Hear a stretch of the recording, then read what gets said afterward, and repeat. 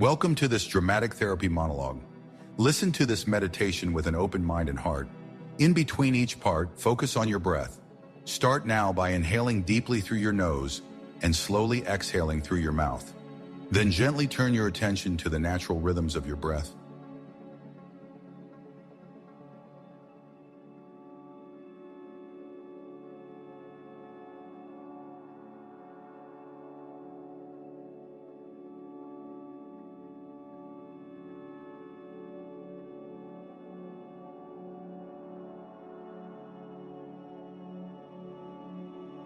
I am not a man who makes a habit of crying in public. Most of my life, I have put myself together like a patchwork quilt. One square after another, carefully stitched, barely holding. I suppose grief began for me long before I had a word for it.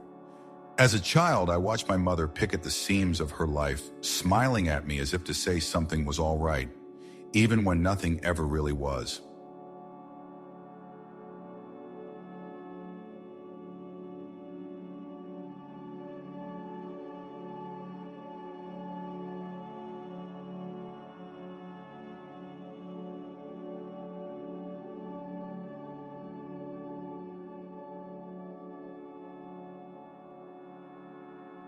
She was warmth too, you know. I do not want you to think she was only sadness. She would make toast in the mornings and sing badly to the radio. She would tap her knuckles on the kitchen counter, just so, like she was keeping rhythm with some older, softer part of herself. She wanted to be better. I think I inherited that from her.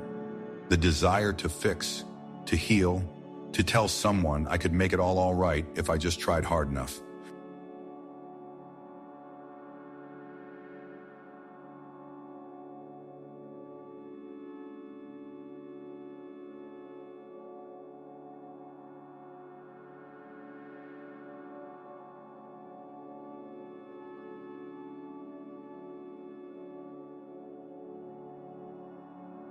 We were not doctors, we were only people, trying to live.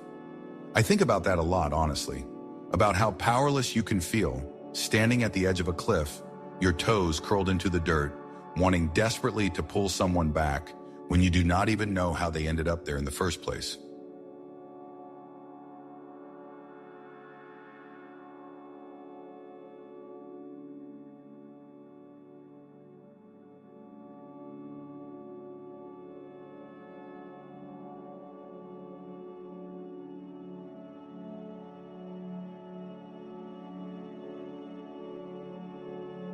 There is a moment, clear as rain falling on glass, when I can see us both in the living room.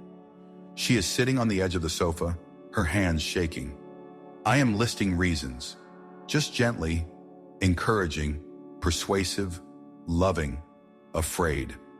She's been taking these pills for months, complaining of how flat she feels, how something inside her has dulled, shifted, turned to dust.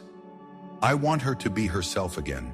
I want her to taste her tea and feel the sun on her face, and I suppose with all my heart, I want her to be happy. So I say, maybe you should stop. Maybe there is another way.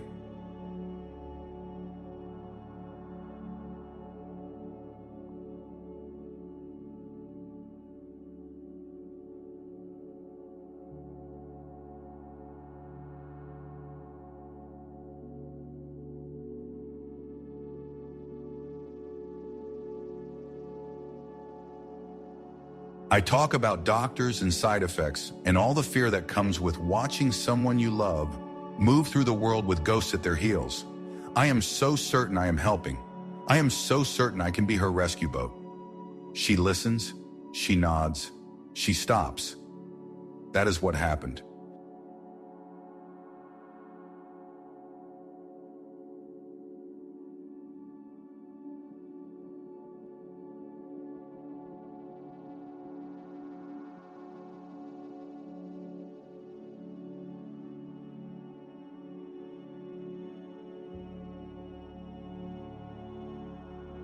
For a long time after she died, I replayed the moment in my mind, hunting for a line of dialogue I could have unsaid. You do that, do you not? You dig through the ashes for one ember, one scrap of evidence that you could have changed the outcome, if only you had been smarter, braver, kinder. If only you had not spoken. If only you had done more. I felt myself shrinking, until I was so small that guilt weighed a mountain on my back.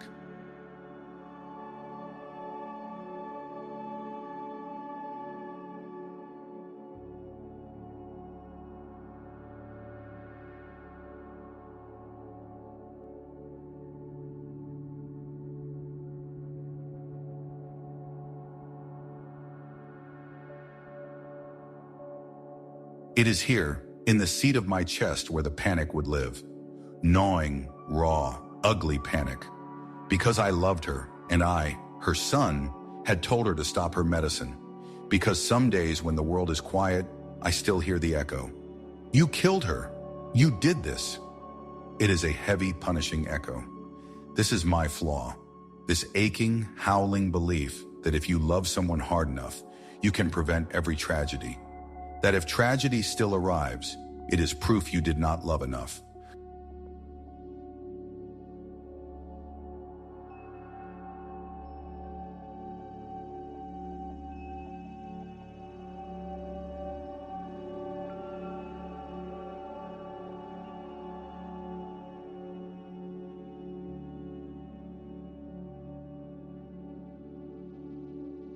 Breathe with me. Notice the pain. It flares up suddenly. It makes you want to crawl out of your skin. You blame yourself because to blame the chaos, the randomness, the impossibility is too terrifying. If you can just find one thing you did wrong, maybe you can unwind the whole disaster and have her walk back into the house, humming and burned toast in hand. If only blaming myself could bring her back.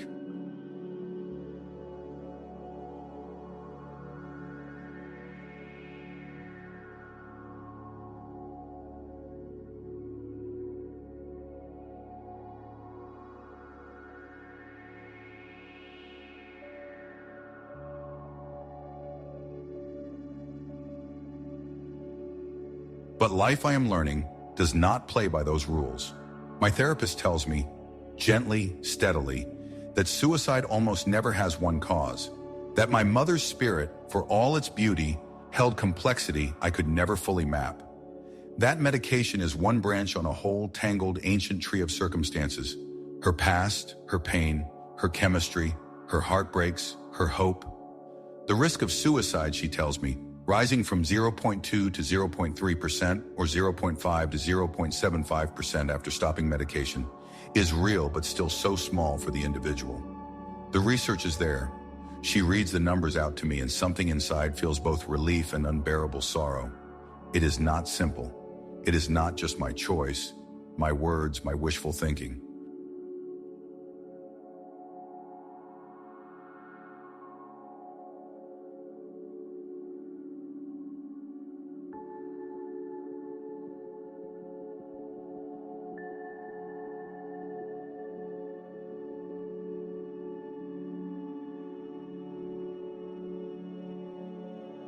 I think of her often, not as the woman in the last days, but as she was, singing, laughing, reaching for me even when everything else was terrifying.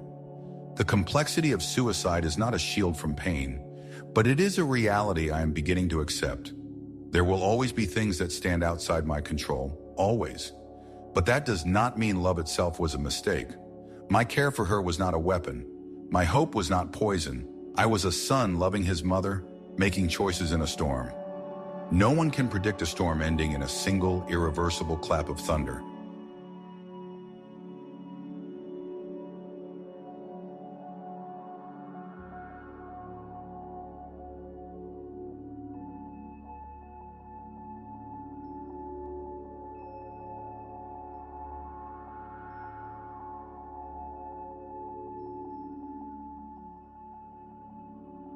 Let that pain breathe out.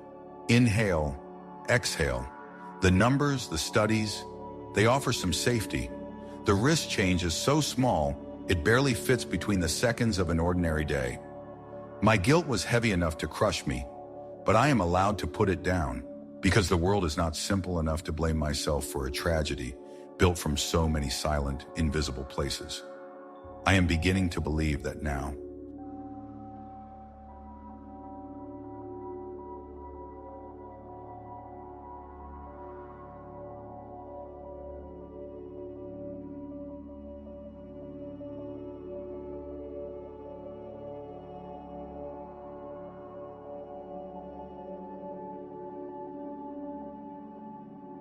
If you are here, carrying guilt as heavy as mine, I hope you will find a grain of mercy for yourself.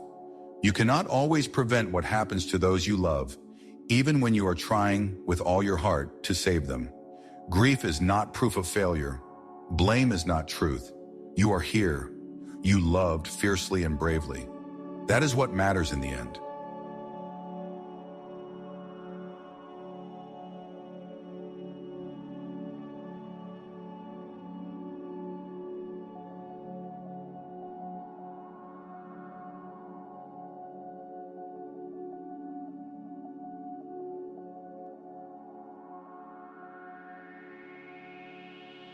Breathe in courage even when you feel empty.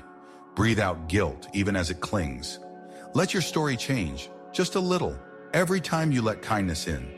Inhale through the nose, exhale through the mouth. My mother is gone. There is nothing I can do to change that. But in this small moment, I am still here, and I am learning to forgive myself. I hope you will too.